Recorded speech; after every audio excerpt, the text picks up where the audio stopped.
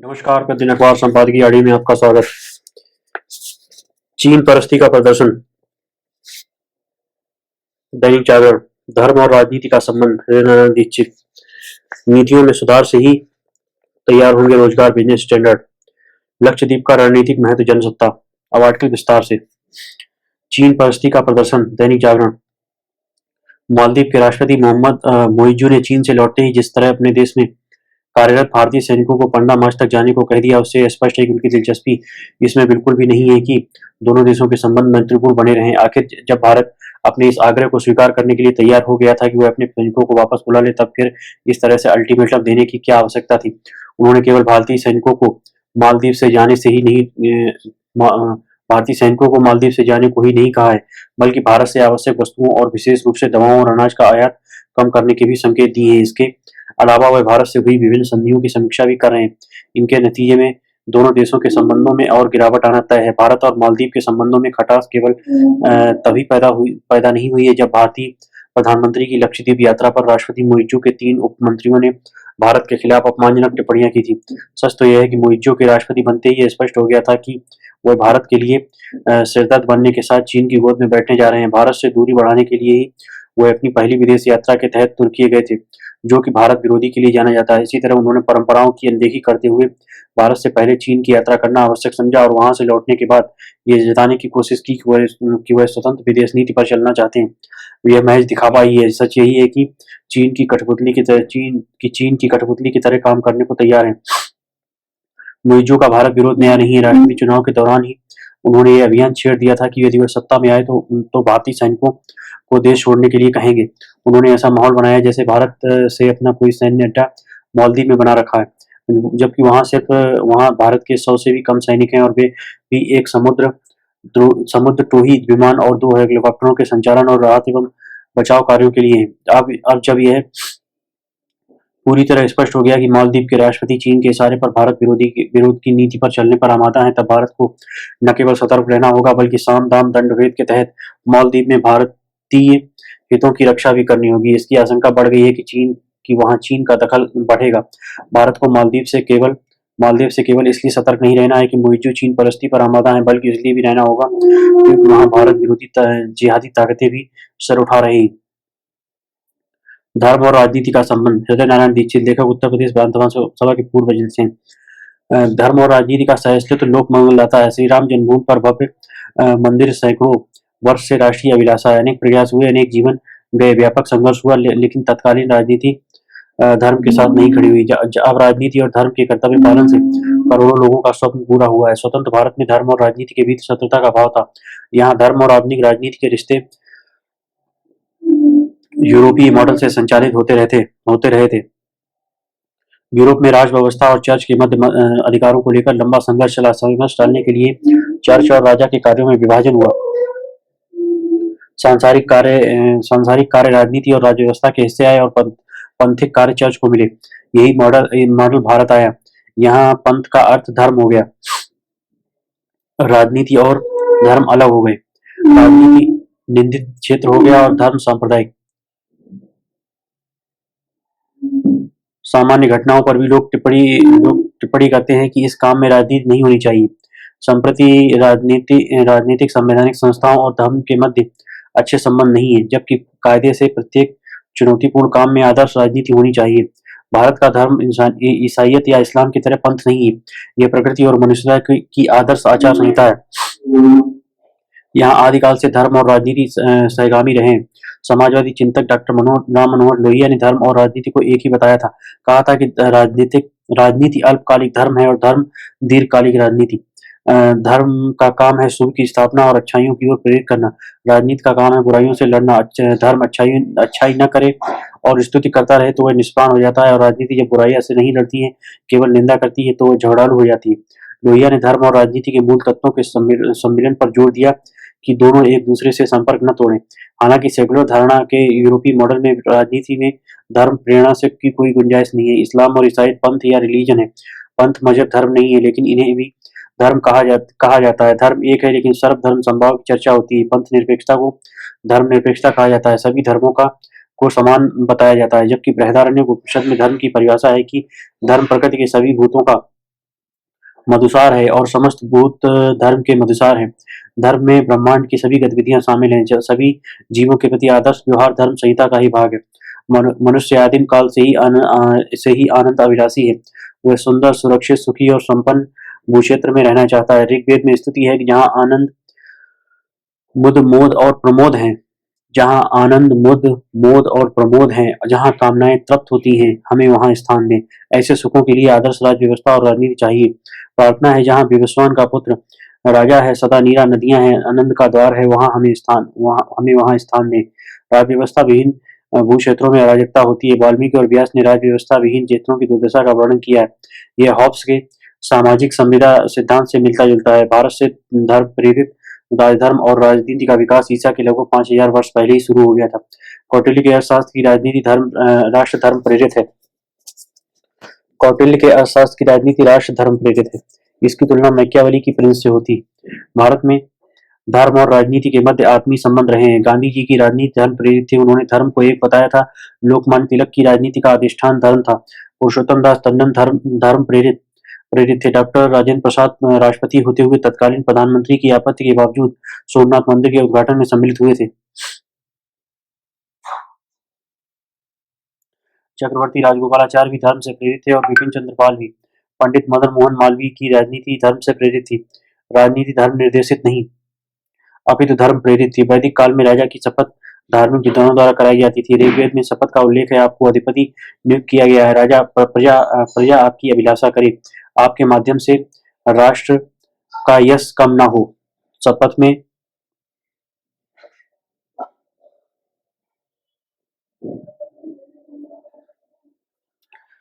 शपथ में राज कर्तव्य भी बताए गए हैं कि हम सब कृषि, लोक मंगल, समृद्धि और सबके पोषण के लिए आपको स्वीकार करते हैं। राजा शपथ लेने के बाद प्रतिज्ञा करता था कि मैं इस प्रतिज्ञा को तोड़ता हूँ तो जीवन की सभी उपलब्धियां नष्ट हो जाएं। यहाँ धर्म और राजनीति एक साथ साथ हैं।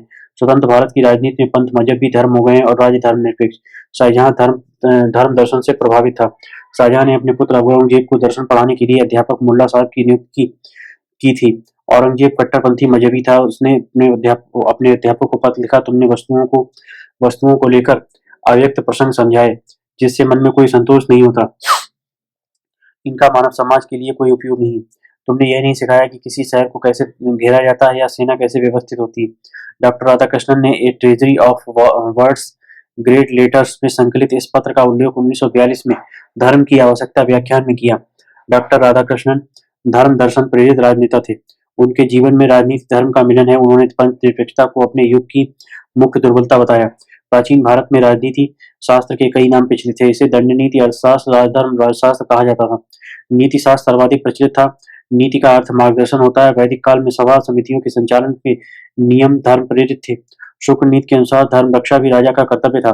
जनक जैसे तमाम राजा धार्मिक गोष्ठियां कराते थे। धर्मविहीन राजनीति ने मजहबी तुष्टीकरण को सेकुलरवाद कहा और सेकुलर धर्म हो गया। स्वाधीनता आंदोलन की प्रेरणा धर्म तत्व था। धर्म और राजनीति अपनी अपनी मर्यादा में मिलकर काम करें। धर्मविहीन राजनीति लोक मंगल का उपकरण नहीं बन सकती। नीतियों में सुधार से ही तैयार होंगे रोजगार रणनीति स्टैंडर्ड।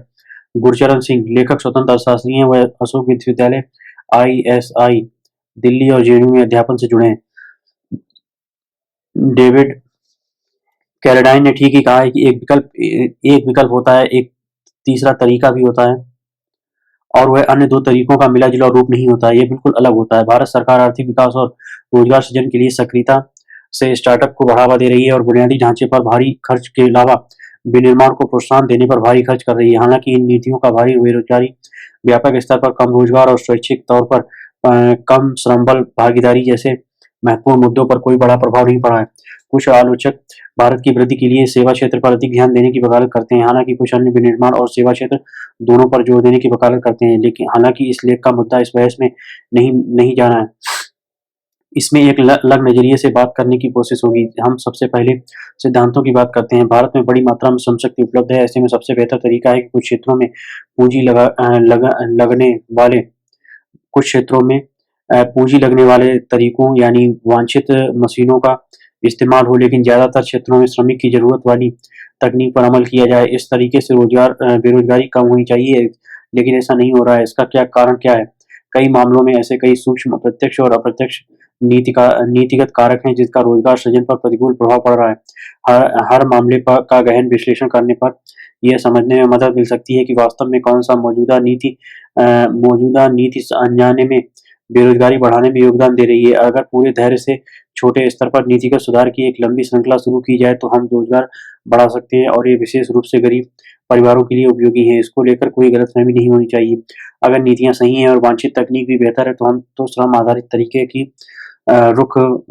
की तरफ होने से सकल घरेलू उत्पाद जीडीपी की वृद्धि थोड़ी घट सकती है। लेकिन अगर नीतिगत ढांचा सही नहीं है और अगर पूंजी लगाकर मशीनों वाले काम को प्रोत्साहित करता है तब श्रम साध्य तकनीक में सुधार से जीडीपी में कमी नहीं आती है बल्कि इससे जीडीपी बढ़ सकती है। उदाहरण के तौर पर हम ऑटोमेटेड टेलर मशीन एटीएम का एक मामला देख लेते हैं। इन मशीनों में काफी पूंजी लगती है। ये विकसित अर्थव्यवस्थाओं के लिए काफी उपयोगी है लेकिन भारत में इन पर पुनर्विचार करना सार्थक हो सकता है। इसका मतलब ये नहीं कि हम कंप्यूटर, हवाई जहाज और अल्ट्रासाउंड मशीनों जैसी अन्य तरह की मशीनों पर सवाल उठा रहे हैं, बिल्कुल नहीं, लेकिन एटीएम उनसे अलग है। भारत में नकदी की अहमियत को देखते हुए एटीएम का इस्तेमाल समझ में आता है। हालांकि इसके अन्य समाधान भी है। बैंक ज्यादा कर्मचारियों को नियुक्त कर सकते हैं लेकिन यह निश्चित रूप से काफी महंगा साबित होगा। एक वैकल्पिक तरीका यह है कि बैंक स्थानीय किराना दुकानों, मेडिकल स्टोर, पेट्रोल पंपों आदि के साथ मिलकर माइक्रो एटीएम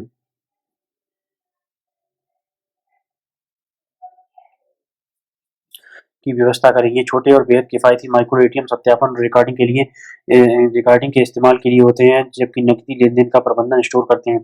हालांकि माइक्रो एटीएम और ऐसे दूसरे विकल्प काफी समय से मौजूद हैं लेकिन वे इतने लोकप्रिय नहीं है। एटीएम की अहमियत अब भी बरकरार है। आखिर ऐसा क्यों है? एटीएम का व्यापक इस्तेमाल सिर्फ उनकी सुविधा के कारण नहीं बल्कि वो इस वजह से भी होता है क्योंकि वे कमोबेश मुफ्त इस्तेमाल किए जा सकते हैं। हालांकि बैंक जमाओं पर कम ब्याज देकर इस सुविधा का तुरंत उसका शुल्क अप्रत्यक्ष रूप से वसूल लेते हैं। बैंक जमाओं पर कम ब्याज देकर इस सुविधा का शुल्क अप्रत्यक्ष रूप से वसूल लेते हैं। कई बार ये एहसास भी नहीं होता कि असल में मुद्रास्फीति के दबाव में ब्याज दरें नकारात्मक भी हो सकती हैं। ऐसे में एटीएम और अन्य सुविधाओं की बढ़ती मांग का एक कारण बैंकों की पारदर्शिता में कमी है। मौजूदा नीतिगत ढांचे के कारण ही एटीएम की मांग है। इस नीतिगत प्रारूप में मुद्रास्फीति नीति और बैंकों को सुविधाओं के लिए अप्रत्यक्ष रूप से शुल्क वसूलने देने की नीति भी शामिल है। इसका समाधान स्पष्ट है। भले ही मुद्रास्फीति नीति बरकरार रहे लेकिन ऐसी नीति बनाना फायदेमंद होगा जिसमें बैंक जमा राशि पर ब्याज दर बढ़ाएं और दी जाने वाली विभिन्न सुविधाओं के लिए स्पष्ट रूप से शुल्क लें। ऐसे में मुमकिन है कि कीमत को लेकर सजग कई भारतीय उपभोक्ता तब एटीएम का विकल्प नहीं चुनेंगे। हालांकि इस सुझाई गई नीति का अर्थ यह नहीं है कि एटीएम पर प्रतिबंध लगा दिया जाए बल्कि कुछ स्थानों पर एटीएम की अत्यधिक मौजूदगी को कम करना है। अगर नीतियां अलग होती और एटीएम के इस्तेमाल के लिए सीधे शुल्क का प्रावधान किया गया होता तब इन एटीएम की मांग कम हो जाती है और अगर बैंकों ने एटीएम में कम निवेश किया होता तब वे कहीं और निवेश कर सकते थे या ऋण दे सकते थे। उदाहरण के तौर पर बैंक सीधे या प्रत्यक्ष रूप से सिलाई मशीनों की खरीद के लिए ही धन दे सकते थे। इसकी एक बेहद सरल गणना कुछ इस तरह की जा सकती है। अगर 2,50,000 एटीएम में से 1,50,000 गैर जरूरी हैं और एक एटीएम की कीमत जहां 4 लाख रुपए है वहीं एक सिलाई मशीन की कीमत 8,000 रुपए है। ऐसे में एक व्यक्ति एक सिलाई मशीन पर काम कर रोजगार शुरू कर सकता है और तब इसके माध्यम से 75 लाख रोजगार के मौके तैयार हो सकते हैं। इन मामलों में सिलाई मशीनों से जुड़े अतिरिक्त रोजगार उन गैर जरूरी 1,15,000 एटीएम की जगह लेने वाले माइक्रो एटीएम से मिलने वाले अतिरिक्त शुद्ध रोजगार से ज्यादा है। लेकिन मुद्दा इससे भी व्यापक हो सकता है। एटीएम से माइक्रो एटीएम और फिर इस रकम का सिलाई मशीन की तरफ मुड़ना सिर्फ एक उदाहरण भर है लेकिन ऐसे में और भी कई उदाहरण मिल सकते हैं। समिति पूंजी का बेहतर इस्तेमाल करना दरअसल श्रम प्रधान तकनीकों और अधिक रोजगार की दिशा में किया जाने वाला सुधार ही है। इससे भारत पिछड़ेगा नहीं बल्कि आर्थिक पहलू के लिहाज से भी यही बात जरूरी है। सुझाए गए समाधान सार्वजनिक पूंजी नहीं बल्कि सार्वजनिक नीतियों के जरिए ही बताए गए। लक्षद्वीप का रणनीतिक महत्व। जनसत्ता। ब्रह्मद्वीप अलोने। हिंद महासागर और अरब सागर से लगे कई देशों में चीन ने आधारभूत परियोजनाओं और बंदरगाहों का निर्माण कर भारत की सामरिक चुनौतियों को बढ़ा दिया। पिछले कुछ दशक में चीन ने तेजी से अपनी नौसैनिक क्षमताओं का आधुनिकीकरण किया है। उनका मुकाबला करने के लिए भारत ने भी पिछले कुछ वर्षों में अपनी नौसेना और तटरक्षक बलों को मजबूत किया है। इसके साथ ही भारत ने अपनी समुद्री सुरक्षा क्षमताओं को बढ़ाने के लिए जिन केंद्रों को चिन्हित किया है लक्षद्वीप उनमें बेहद अहम है। लक्षद्वीप 36 द्वीपों का एक समूह है और इसका कुल क्षेत्रफल 32 वर्ग किलोमीटर है। यह अरब सागर में करीब 30,000 वर्ग मील तक फैला हुआ है। अरब सागर की सीमा Yemen, Oman, Pakistan, Iran, Maldives और भारत और मालदीव को छूती है। ये एक ऐसा समुद्री क्षेत्र है जो कई अहम शिपिंग लेन और बंदरगाहों को जोड़ता है, इसलिए अंतर्राष्ट्रीय व्यापार के लिए यह एक अहम रास्ता बन जाता है। अरब अरब सागर तेल और प्राकृतिक गैस का बड़ा भंडार है और इस क्षेत्र में ऊर्जा का अहम संसाधन भी है। अरब सागर में जहाजों की किसी भी गतिविधि पर नजर रखने के लिए लक्षद्वीप द्वीप समूह को एक सुविधाजनक स्थान के रूप में इस्तेमाल किया जा सकता है। यह भी दिलचस्प है कि भारत के विशिष्ट आर्थिक क्षेत्र का आकार बहुत विशाल है और इसमें लक्षद्वीप भी शामिल है। विशिष्ट आर्थिक क्षेत्र किसी भी देश के समुद्र तट के समुद्र तट से 200 समुद्री मील यानी 370 किलोमीटर की दूरी तक होता है। लक्षद्वीप के कारण भारत को समुद्र के बड़े क्षेत्र पर अधिकार मिल गया है, जिससे दूर दूर तक गुजरने वाले जहाजों की आवाजाही पर नजर रखी जा सकती। लक्षद्वीप के कवरती द्वीप पर भारतीय नौसैनिक अड्डा है। इसके साथ ही भारत अब लक्षद्वीप पर एक मजबूत अड्डा तैयार कर रहा है, जिससे चीन के मुकाबला करने में बड़ी मदद मिलने की उम्मीद है। भारत की कुल तटीय सीमा 7,516 किलोमीटर की है। यह गुजरात, महाराष्ट्र, गोवा, कर्नाटक, केरल, तमिलनाडु, आंध्र प्रदेश, ओडिशा और पश्चिम बंगाल के राज्यों के साथ साथ संघ शासित प्रदेशों दमन और दीव, लक्षद्वीप, पुदुचेरी और तथा अंडमान और निकोबार द्वीप समूह तक फैली हुई है।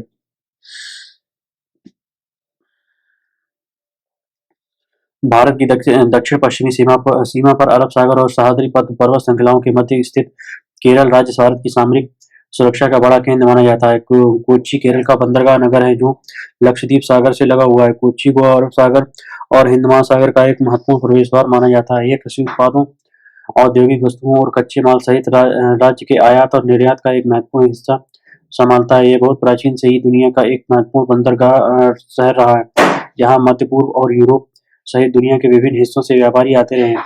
कोच्चि बंदरगाह नियमित जहाजरानी सेवाओं के माध्यम से अंतर्राष्ट्रीय बाजारों से जुड़ा हुआ है। केरल के तिरुवनंतपुरम में विक्रम साराभाई अंतरिक्ष केंद्र स्थित है।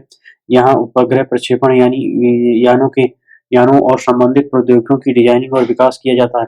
रॉकेट प्रौद्योगिकी के डिजाइन और विकास के लिए जिम्मेदार इसरो का प्रमुख केंद्र वैमानिकी, अंतरिक्ष आयुध संरचना, अंतरिक्ष भौतिकी और प्रणाली विश्वसनीयता के क्षेत्र में सक्रिय अनुसंधान और विकास करता है। इसलिए इन केंद्रों की सुरक्षा के लिए लक्षद्वीप द्वीप समूह पर भारत की सामरिक क्षमता का मजबूत होना बेहद जरूरी है। लक्षद्वीप द्वीप समूह के पास स्थित 9 डिग्री चैनल फारस की खाड़ी से पूर्व एशिया की ओर जाने वाले जहाजों के लिए सबसे सीधा मार्ग है। इस चैनल का उपयोग यूरोप, मध्य पूर्व और पश्चिम एशिया, दक्षिण पूर्व एशिया और सुदूर पूर्व से आने वाले सभी व्यापारियों द्वारा किया जाता है। युद्ध काल में भारत चैनल को अवरुद्ध कर और दुश्मन की आपूर्ति लाइन को काट सकता है। लक्षद्वीप द्वीप समूह की भौगोलिक परिस्थितियां भारत की सुरक्षा चिंताओं को भी बढ़ाती हैं, इसलिए भी इस पर निगरानी तंत्र विकसित किया जा रहा है। मालदीव से लक्षद्वीप बेहद निकट है। मालदीव भारत विरोधी केंद्र के रूप में उभर रहा है। ये चीन के प्रभाव में तो है ही, वहाँ चरमपंथी गतिविधियां भी बढ़ी हैं। हाल के वर्षों में सऊदी अरब और पाकिस्तान से मिलने वाली सहायता के साथ साथ मजहबी कट्टरपंथ का निर्यात भी इन देशों से हो रहा है। दक्षिणी एशियाई देशों से ISIS में जिहादी भर्तियों का सर्वाधिक प्रतिशत मालदीव से रहा है। मालदीव के सैकड़ों द्वीप निर्जन और जहां वहां चरमपंथी ताकतों के मजबूत होने का खतरा रहता है, जिसका सीधा असर भारत की आंतरिक सुरक्षा पर पड़ने का अंदेशा बना रहता है। लक्षद्वीप को उन्नत करके मालदीव, मॉरिशस, सेशल्स, श्रीलंका, पाकिस्तान और म्यांमार जैसे पड़ोसी देशों में चीन के बढ़ते प्रभाव का मुकाबला करने के लिए किया जा सकता है। चीन भारत से लगभग 300 किलोमीटर दूर श्रीलंका में हम्बनटोटा बंदरगाह शहर का निर्माण कर रहा है। इसी तरह यह मालदीव के कई द्वीपों को नियंत्रित करता है और वहाँ एक हवाई अड्डा बना रहा है। हम्बनटोटा से चेन्नई, कोच्चि और विशाखापत्तनम बंदरगाहों का फासला करीब 900 से 1500 किलोमीटर है। भारत अंतरिक्ष कार्यक्रम के लिए अति महत्वपूर्ण सतीश धवन अंतरिक्ष केंद्र श्रीहरिकोटा भी करीब 1100 किलोमीटर की दूरी पर ही है। चीनी नौसेना की संख्या और गतिविधियां जिस तरह से हिंद महासागर क्षेत्र में बढ़ी हैं, उससे निपटने और नए तरीके से निगरानी तंत्र स्थापित करने के लिए भारत के लिए लक्षद्वीप का महत्व और बढ़ गया है। कोच्चि से 650 किलोमीटर दूर भारत के पश्चिमी तट पर कर्नाटक के कारवार में एक नौसैनिक अड्डे का निर्माण किया जा रहा है। कारवार नौसेना बेस पर प्रोजेक्ट सीबोर्ड देश की सबसे बड़ी नौसैनिक बुनियादी ढांचा परियोजना है, जिसका उद्देश्य युद्धपोतों के बेड़े का समर्थन और रखरखाव करना है। यह पड़ोसी देशों के अधिकांश लड़ाकू विमानों की पहुंच से बाहर है और फारस की खाड़ी और पूर्वी एशिया के बीच दुनिया के सबसे व्यस्त शिपिंग मार्ग के बहुत करीब स्थित है। आईएनएस कदम्बा भारतीय नौसेना की एक एकीकृत रणनीतिक नौसैनिक अड्डा है जो भारत के पश्चिमी तट पर कर्नाटक में कारवार के पास बेनगा खाड़ी में स्थित है। ये वर्तमान में तीसरा सबसे बड़ा भारतीय नौसैनिक अड्डा है और इसका पूरा विस्तार होने के बाद यह पूर्वी गोलार्ध में सबसे बड़ा नौसैनिक अड्डा होगा। लक्षद्वीप द्वीप समूह के आसपास के लेगून और विशेष आर्थिक क्षेत्र में महत्वपूर्ण मत्स्य पालन और खनिज संसाधन हैं जो अत्यधिक आर्थिक महत्व के हैं। मॉरिशस अगलेगा द्वीप को भारत विकसित कर रहा है। लक्षद्वीप के भारत और अगलेगा द्वीप के बीच यह संपर्क बिंदु बनने से हिंद महासागर क्षेत्र में भारत को चीन पर सामरिक बढ़त मिल जाएगी। लक्षद्वीप की रणनीतिक स्थिति और चीन और क्षेत्रीय बाधाओं के प्रति इसकी संवेदनशीलता इसे एक समर्पित रक्षा द्वीप में बदलने की जरूरत रेखांकित करती है, मगर इसे पर्यटन केंद्र के तौर पर उभरने की कोशिशें सुरक्षा चुनौतियों को बढ़ा सकती हैं। इसका विरोध यहाँ के नागरिक कर रहे हैं। उनका कहना है कि ऐसा करने से उनके खूबसूरत द्वीपों की अनोखी संस्कृति और परंपरा खत्म हो जाएगी। पर्यटन में तस्करी और इस स्थान की टोह लिए जाने का अंदेशा बना रहेगा। चीन और पाकिस्तान भारत के सुरक्षा की दृष्टि से संवेदनशील इलाकों में ऐसा पहले भी करते रहे हैं। धन्यवाद।